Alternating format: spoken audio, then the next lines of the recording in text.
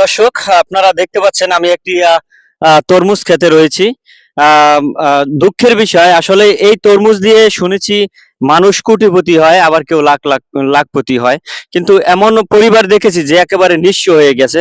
এই যেমন একটু দেখুন, এই যে আমাদের এলাকায় ৭ নং ওয়ার্ডে এই যে এক লোক জামাল কাকা নামে তরমুজ দিছে। এই দেখুন তরমুজের সাইজ, সবচেয়ে বড় তরমুজের সাইজ হচ্ছে এগুলা।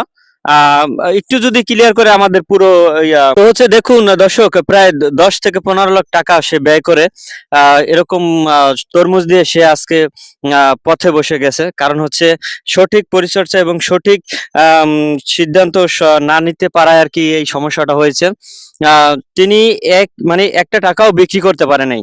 10 থেকে 15 লক্ষ টাকা ব্যয় করে যে উদ্দেশ্যে সে ফসল দিয়েছিল, আসলে সেই ফল সে কাঙ্ক্ষিত ফল সে উঠাতে পারেনি।